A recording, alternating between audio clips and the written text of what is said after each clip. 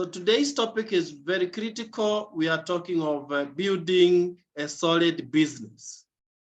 And ladies and gentlemen, we don't just want to build a business. We want to build a very solid business. Remember, one of our 5 values is a long-term or long-range vision.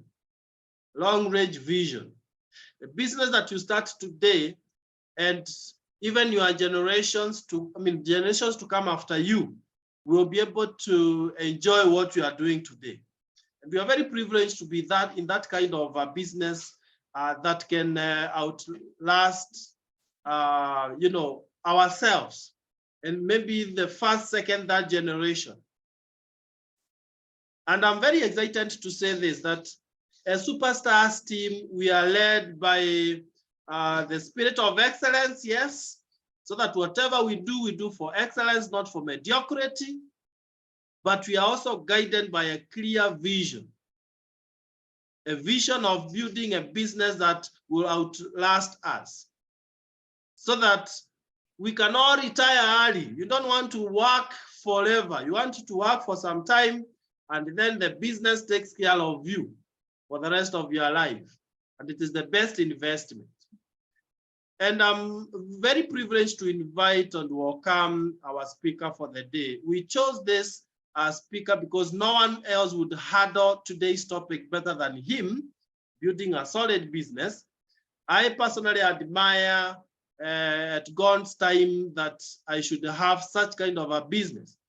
Business that is so deep that it cannot be shaken, and a business that is so wide that it can pay me so much. And that is what we are about to hear this evening.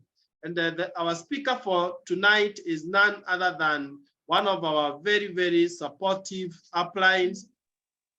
You know, a man of wisdom, a God-fearing man. He will give you his ID all the way from South Africa, a president team member, 5 Ruby director, Mike Deventer. Mike, please, if you can hear me, it's my pleasure to hand it over to you.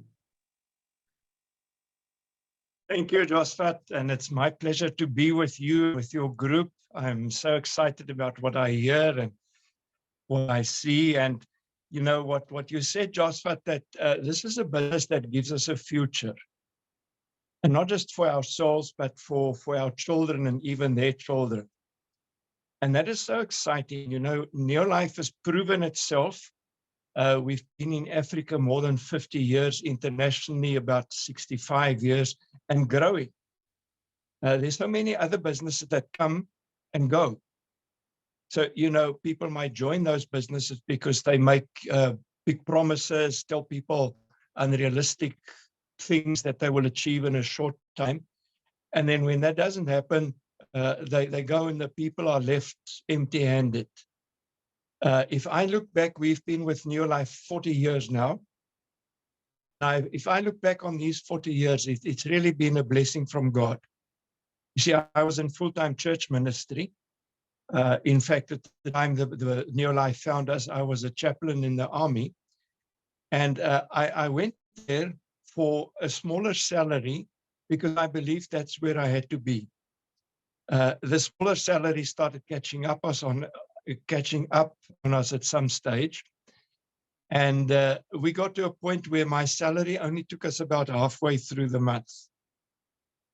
And I believe I had to be in that position because in that desperate position, when we saw Neolife, although we didn't understand what we saw, we never in the beginning realized the potential. At least we were open and we got started, never thinking that it could be big, that it would change our lives. And as it's done, I cannot imagine our lives without Neolife. 40 years, I was 35 when we joined, so I'm 75 now. And as Josephat indicated, I could retire, but I don't want to because I enjoy what I do. Like spending time with you now is really something that is very special to me. And I do it in the hope that whatever I can share from my experience can help you to get to where we are and beyond. So thank you for this opportunity, Josephat. I really appreciate that. And the one thing that won't happen this afternoon, I was going to show you 3 slides just to, help people understand better what I'm trying to say. But we have load shedding, power cut, so I can't use my laptop. And on the cell phone, it's difficult to do it. So I'll just do my best trying to explain. Now, in starting, I want you to use your imagination for a moment, please. Imagine a plot of land. What do you say in Swahili, Kiwanya? A plot of land that is quite overgrown. It's rocky, it's been neglected, but you see potential there and you're thinking of building a house on this plot of land. So what do you need? Well, firstly, you need a plan. You need to decide where on this plot of land you want to build the house, how big you want the house to be, what style the house has got to be. And then, of course, you've got to clear the plot, get rid of the bushes and the rocks and perhaps level it a bit. And only then can you start putting in the foundations.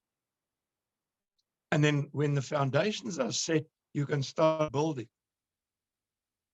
Now, you must say, well, what has this got to do with the business? In my mind, it's a good way of saying how our business develops. You see, you've got the idea what you want. Now, in our case, it's not a physical plot of land. It's the idea how we want to reshape our lives from where we are. And I want to tell you, it doesn't matter what is behind you. It doesn't matter where you come from.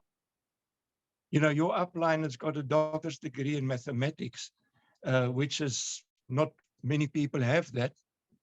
But there are people successful in this business who haven't even finished primary school. So, don't look at what you haven't got. I believe you've got what you need to make a success of your life. It's just a question of attitude, of realizing that God has not made you to be a failure. He's given you talents and abilities. And one of the biggest abilities we have is the ability to grow and develop, to learn to do things that we haven't done before, or that we may even think is impossible. But then we've got to have the right attitude to say, well, if others can do it, why not me? And just say, well, this is an equal opportunity. People with virtually no schooling can do it. I have whatever I have, I can do it. And then, of course, then to take action. Positive attitude without action is meaningless.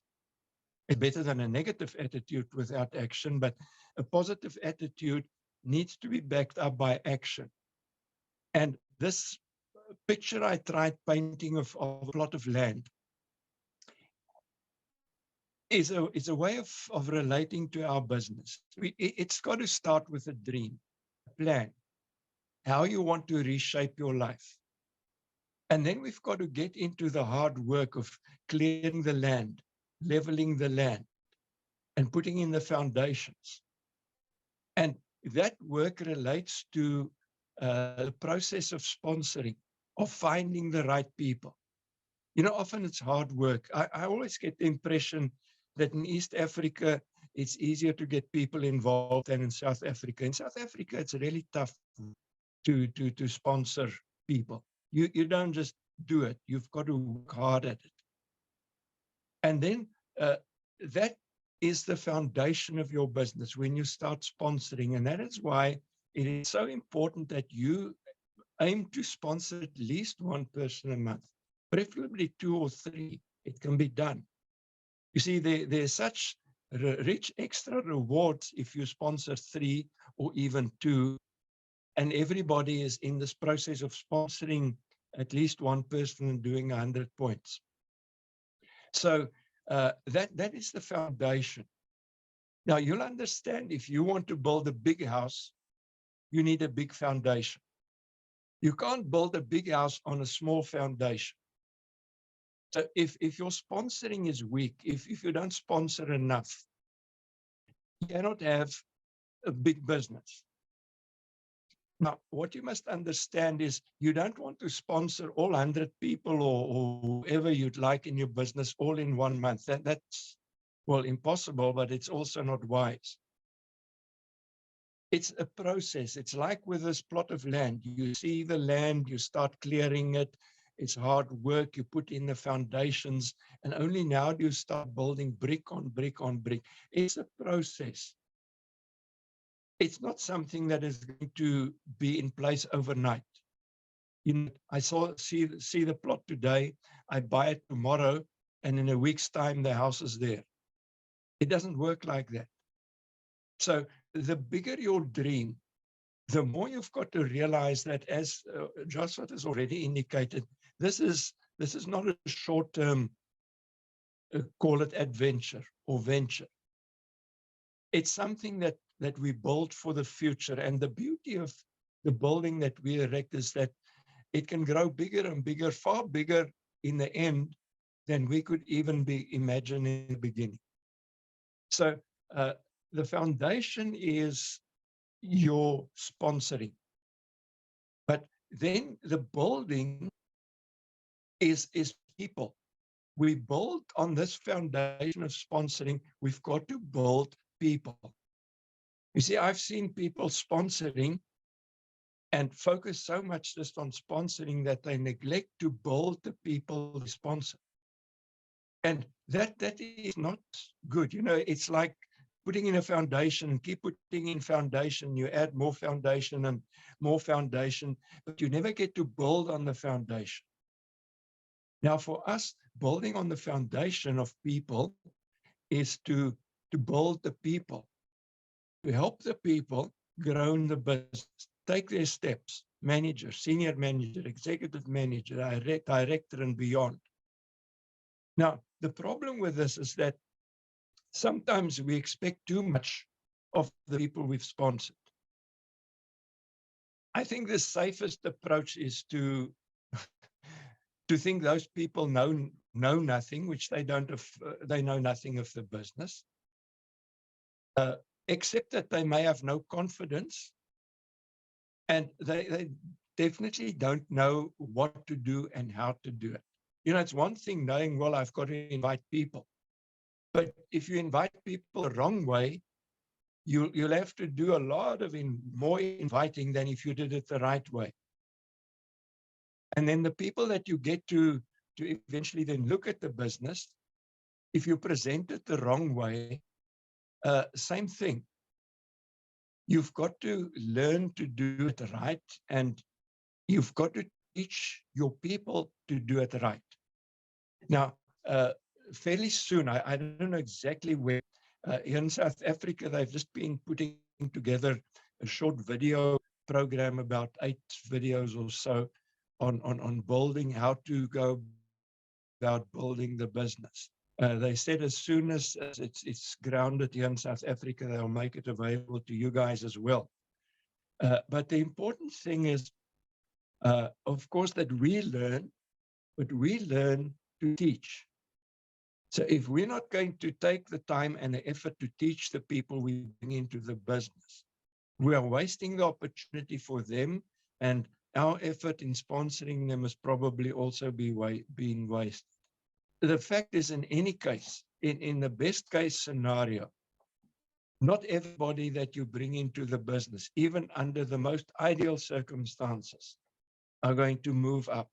There are always going to be some people who are just there to buy the products at cost price, some just there for the social part of the business, and then a handful that will really grow. It reminds me of the parable of the sower in the Bible, where the sower sows a lot of seed, but in the end, only a part of the seed fall in good ground, and that's where the good crop comes from. So we must really know that we need to make the commitment to sponsor, which I think we all understand, but then to make the commitment to work with the people we sponsor. Now, something like this that Josphat is doing, the boot camp and other trainings, that's a good example of how to support people. But if we, now in COVID, we had little choice. That was the only way to do it. But I still believe that we need to give personal time to certain people. I say certain people because let's say you've sponsored 3 people in the month. What you might find is out of the 3, only 1 might be ready to get out of the blocks and start working and sponsoring. Another one might be like we were. It took us 3 years before we really got going in the business. We were involved, we attended trainings, went to conventions, but before we really started building, took us quite a while because of our circumstances.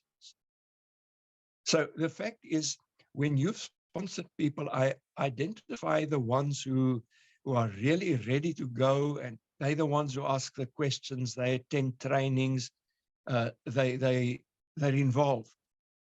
And with those people, you've got to give them more personal attention.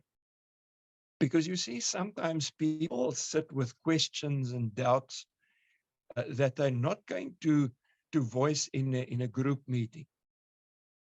And now this doubt might grow and grow and grow. Eventually, it sort of overwhelms them.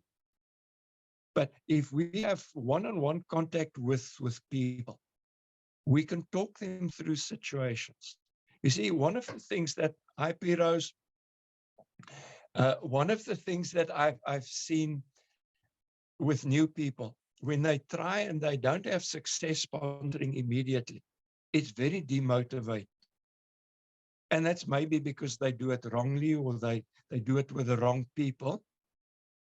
If we are not there to support them and motivate them to carry on and explain to them that's how it is. You know, I have an example of a new guy I sponsored 2 months ago. And through his work circumstances, he's not been able to do much, but he's approached a number of people, and except for one, everybody has not shown interest.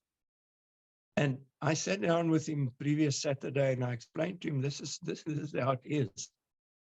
You know, our experience here in South Africa is that you mostly don't build a business with people you know. In my own case, in my whole business, I've only got my aunt and under her my daughter, and none of them are active, whom I knew before the business. Everybody else came along the way. People I found, people I met, people that were referred to me. Now, you've got to be mentally strong to go through that process of having a lot of people saying no before you find the right ones. And then you find those who say yes, and maybe the right ones aren't in that group either. Now, if you don't support your new people, they're fragile in the beginning. If you don't support them, not just with knowledge, but also with that moral, mental support, they might fold. So don't sponsor people and tell them, there's your pit, there's the back office and everything, go. I always say sponsoring is like bringing a baby into the world. That baby is absolutely reliant on the parents. But the idea is the parents sacrifice to do everything for that baby so that by the years going, that becomes an independent individual.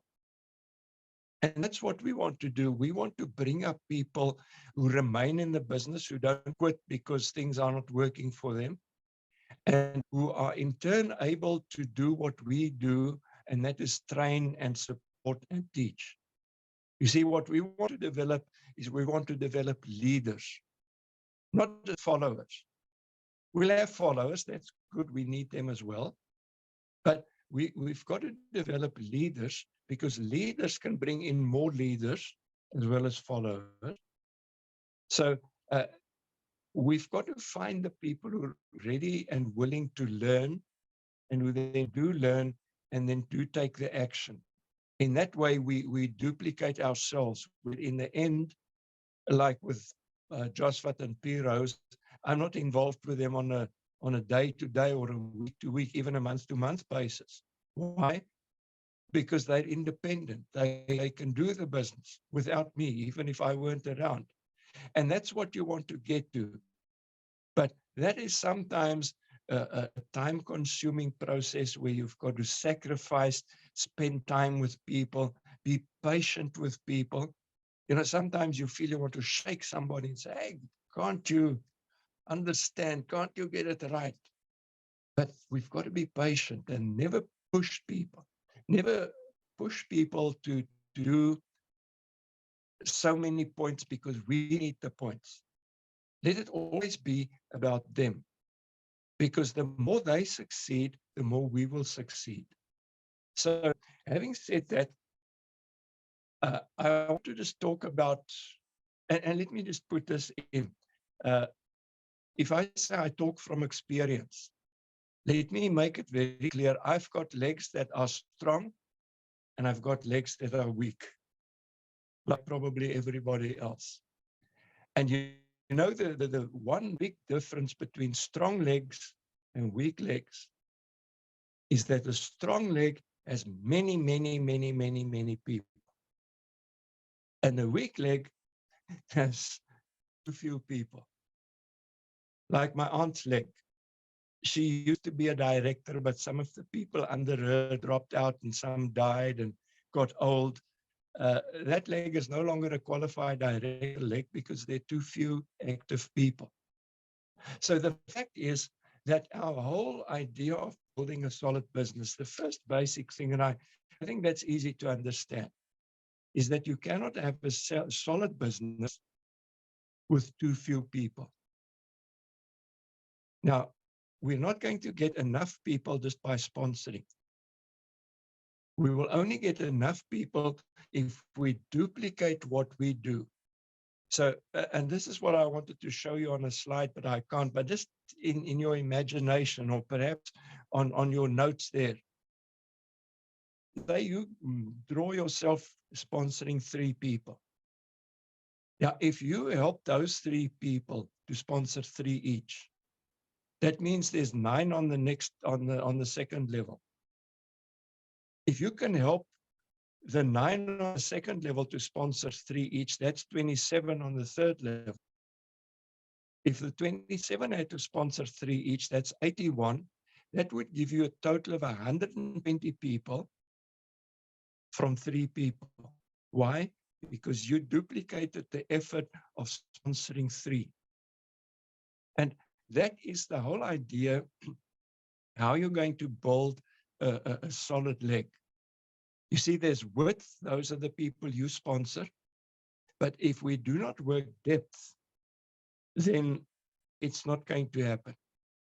And I've seen in my own experience that in most cases, the depth doesn't just happen. You've got to drive it.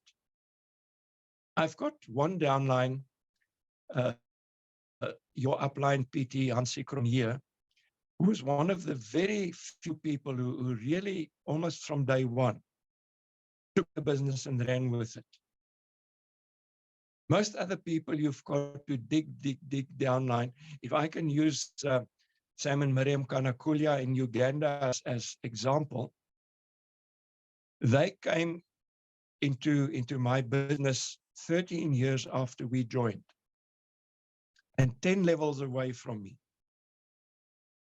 Now, between me and them at that stage, there was nobody else who could really work with them. Dr.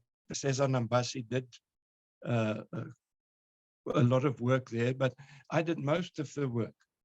In those early days from 96, between Kenya and Uganda, I was there for 5 times a year for many years. These days, I don't come so often because now there are now strong people, there's leadership. But the fact is, there's an example, even Josvat and Piros as an example. I don't know how many levels you are away from me. And, sorry,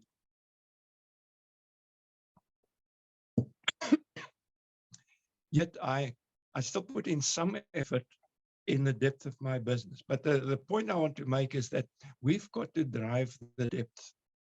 So if you sponsor first level, find somebody who's ready to move and focus your attention on that person.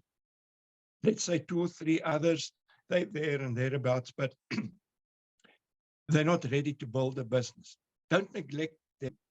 Involve them in the trainings, support them, but give 80% of your time to the ones who want to build. And you help that one sponsor, have some customers, and you help that one help somebody he sponsored to go down, down, down, so that you build what we call a taproot. In the early days, when I came to Nairobi, I always stayed at the Fairview Hotel. Now, I don't know if any of you know the Fairview Hotel, but it's got a beautiful garden. And I did a lot of business there in that garden, people coming there, meeting me there. And they've got these huge, tall trees. And I often use that as an example. You know, you can't have a huge, tall tree if it doesn't have a deep taproot. So depth is so important. The deeper your business goes, the wider it becomes. So let's move on from that and talk about this new person that you've sponsored and that you can see is very keen to get going. There's one thing that we used to talk about, and that's opening a kit.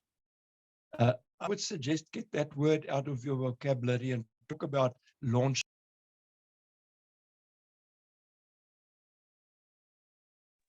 There's a huge difference between just opening a kit or giving a person their kit and say, look at it and ask me questions you have, and launching a business. What do I mean by launching a business?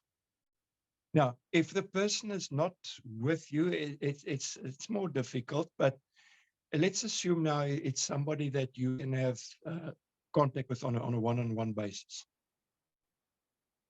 But rather take the kit to the person than have it delivered, if possible. But now the focus is not on opening the kit and after an hour and a half, you're still going through the content of the kit. That's a waste of time. The first thing we need to do when we launch somebody's business is to get them to say again what their plans are, what their dreams are, their why. And make a note of that.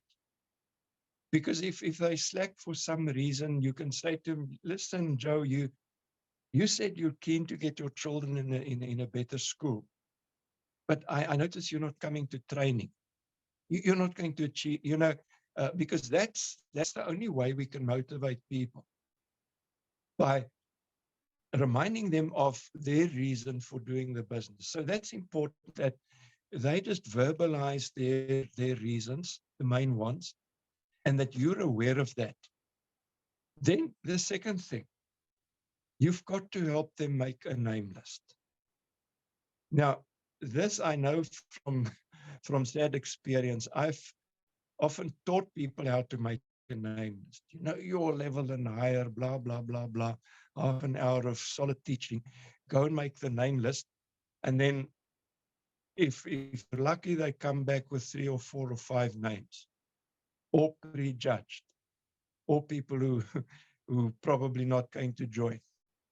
So what we need to do is we've got to almost take people by the hand and take them with us in this process. Because people say, oh, I can't think of, say, hey, bring your cell phone. Let's go through the people on your cell phone. And they say, oh, but this one won't. Say, no. We can't decide for somebody. Put their name down. We ask them, let them decide if they will or won't. Because I've seen, and I've done it myself, where I've prejudged people. I remember one evening, it was a cold call. I got to people's house and I looked at this house and I thought, oh my goodness, people living in such a house won't possibly be interested in what we do in having a second income. Turned out this guy was a medical specialist. Mostly those people make good money, but what I heard afterwards is that I owed money to a guy who does building work. So I would have thought, just looking at the house, that they won't be interested. In fact, they joined, but they never did anything because they soon afterwards immigrated to Australia. But the fact is, we've got to help people not to prejudge. We've got to help people to get a proper name list. Because like with this guy that I mentioned just now, he's got quite a good name list, but already a whole number have said no. So the next thing is then we've got to help them to invite. Because remember, they don't know what to say. So if you're with them, say to them, let's say they're going to talk to Anne. So you phone Anne, or you can use my phone because, they might not have airtime. Use my phone Anne and say to her, listen, I'm with a friend. He's shown me something that I'm very excited about and that I think might benefit you. Here's the phone, talk to Mike. And now I can talk to Anne and say to her, Anne, listen, I hear that, you're a positive person and that you might be interested in making more money. Is that so? Now, whenever you ask a question, shut up. Otherwise, they're not going to answer. So now Anne will probably say, yeah, it depends on what it is. It's 99 times out of 100 people would say that.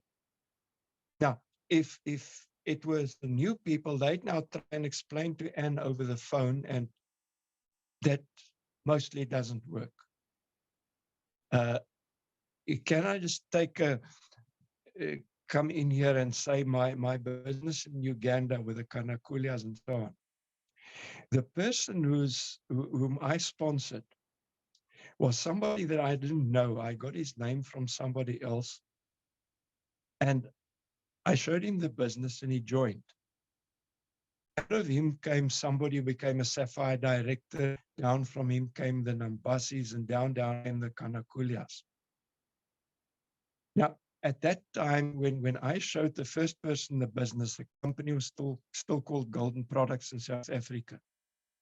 And you know what Brian said to me? He said, Mike, if you told me it was Golden Products, I wouldn't even have had a look. Why? Because he had an idea of what Golden Products is. A completely wrong idea. But when he saw how it really is, he joined. And because I didn't tell him beforehand it's Golden Products, I have this big business into Uganda and all over from there. So sometimes we don't want to lie to people. If they say, is it neo-life, you can't say no. I'll get back to that in a minute. But sometimes people would have the wrong idea. They think it's a pyramid scheme. They know of somebody who's been cheated and they say, oh, I don't want to have anything to do with that. So we want to protect people against their perceptions and their misconceptions. So I would say to Anne, that's exactly what we want to show you, but we can't do it over the phone. We need at least half an hour or 45 minutes. When would be a good time for us to get together? Or if you want to invite Anne to a Zoom presentation or to a business meeting, whatever the situation is.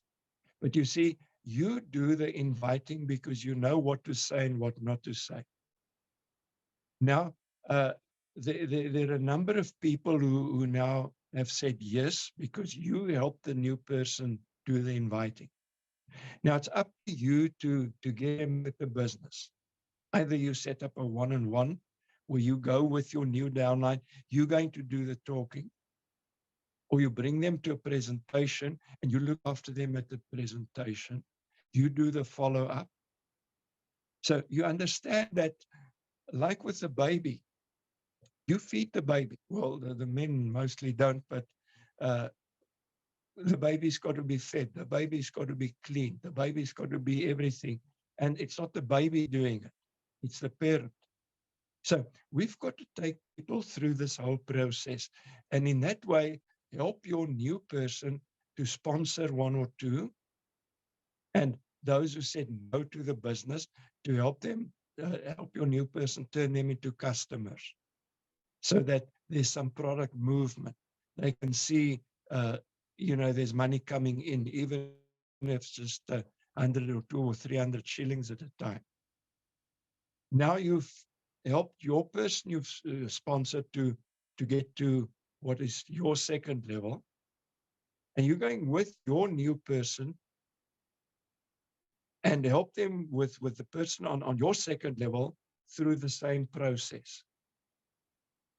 And so you're going down one leg, one line in that line until you've had at least 3 or 4 or 5 people in the depth who are coming up strongly and who are potentially directors. Now, that doesn't mean that if you're working 6, 7 levels deep, that the person you sponsor is tagging along with you all along. Charlie told us to say to this person, listen, my responsibility is to build one leg for you. In doing it with that person, showing them, helping them, that is training on a better level than just teaching people in a classroom situation. Because also doing it actively on the job could already bring results.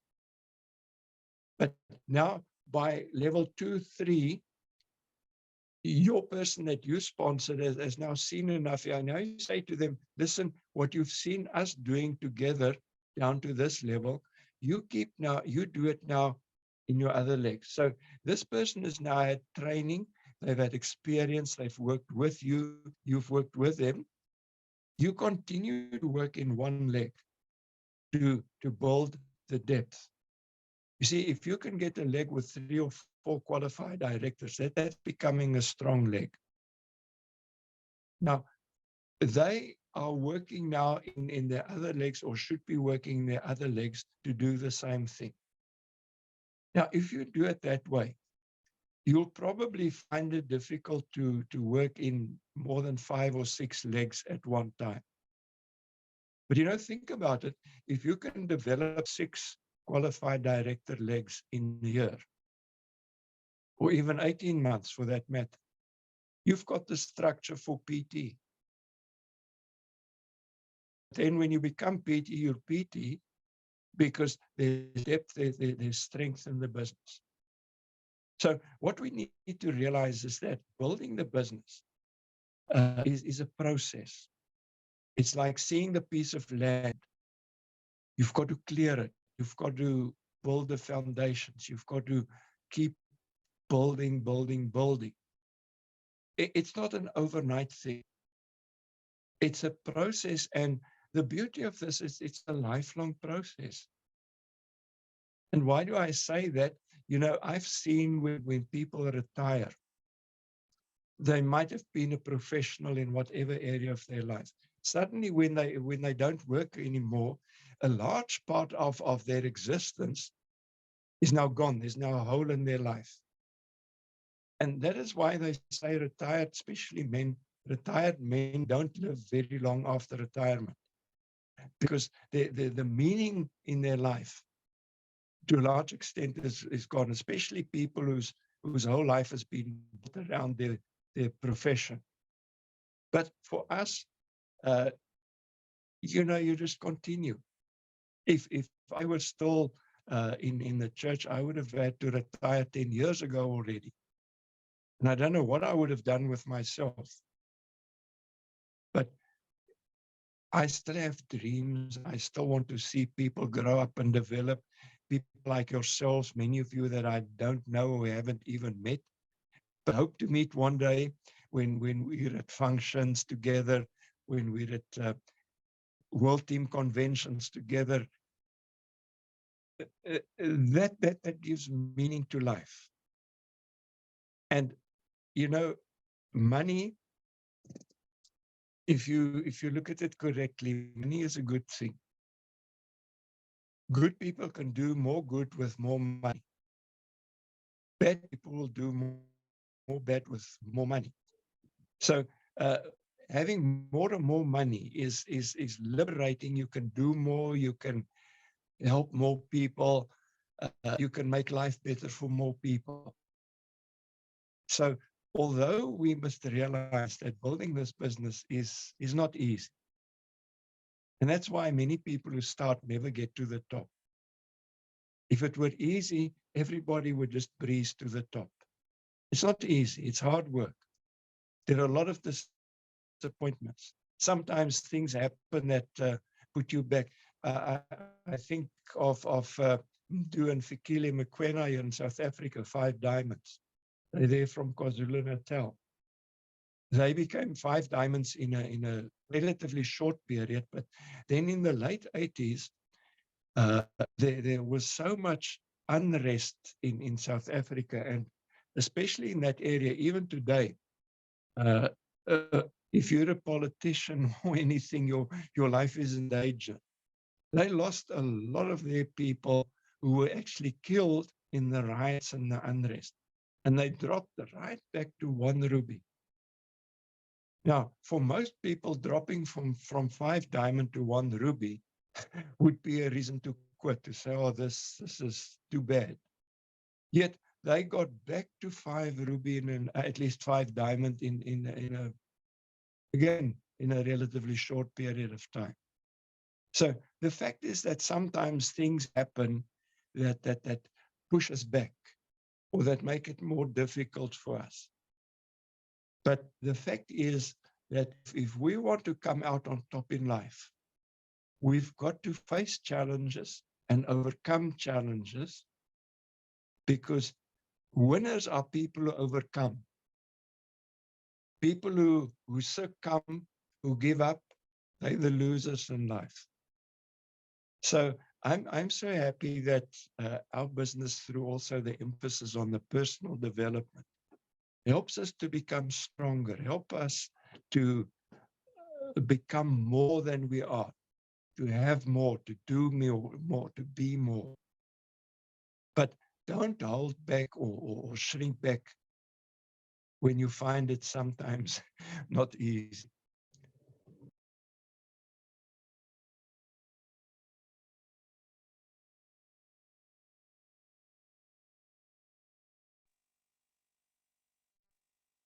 Sorry, there was somebody trying to call me. It's so much worth the effort. And I know I've given you a lot of information. Joshua and Piros would be able to follow up on that and help you. But just remember that if you build a house and you build it too quickly, or the foundations are built too quickly, they're not deep enough, they haven't dried properly before you build, or you build in a sloppy way, the house might look good for a while, but eventually it's going to start cracking and disappointing you. So do the work properly from the beginning and help people you bring in do the work properly from the beginning, so that whoever you work with stay in the business, have a future in the business, and not fail because you failed them. Some people will fail out of their own, but let it never be because you failed them, because you failed to nurture them, to mentor them, to support them, to teach them until they've grown to adults in the business. So, Joshua, with that, I think I've probably talked enough. Once again, thank you for the opportunity. And I really mean it when I say everybody of you on this call, whom I suspect many of you are people that I've never met. I really would like the privilege to meet you as you move up in the business. And you know, something that over the years have just always been such a satisfaction to me is that somebody who was in a presentation I did way back, I never even knew they were the presentation come to me today and say, Mike, remember when you did that presentation that evening, that's when we joined. It makes me feel so good. And I hope to really, through what we shared this evening, to see you as one of those people that I'll meet when we go to all over the world. So thank you, and you're in good hands with Josvat and P. Rose. They're people I respect, people who can offer so much to you. So for you as a team, go well and God bless. Wow. Thank you so much, Mike, for that great session. Team, there you are, sharing a session, bringing in 40 years of experience. Surely that's a blessing to us. Thank you so much, Mike. And when sometimes distributors hear of long range vision, they imagine that it's the theory, but now sharing a session with Mike, learning from you and sharing with us the journey, how you started those years, how you've brought in people. Sometimes they don't do much. That assures us that as it happens to us today, there is really nothing new. It was like that. It has been like that. It is like that. It will be like that. And therefore, we are encouraged to keep on. And Mike, the seeds that you've sown today will definitely germinate and grow into a forest. And as you've said, soon we'll be meeting in some places, maybe one team conference, and we'll be reminding you that you see this lady, this man, they were distributors, they were managers, they were senior managers when you shared a session with us. And that will be such a moment to bless God for bringing us that far. So thank you so much, Mike, and the rest of the team for being here with us. And I'm asking everybody in this call to make sure that you do what is expected of entrepreneurs bootcamp. That is minimum you sponsor one person, and at the same time, you do a minimum of 100 personal points, so that you'll be attending these Monday sessions, which we are so much keen to utilize to make sure that everybody in this call, in this bootcamp, you make it to director, and if you're a director, you make it to one team. But more importantly, you build a very solid business, a business that can do without you and keep paying you throughout your life. So I encourage everyone in this call, by end of this month, if you've not done that, make sure you do.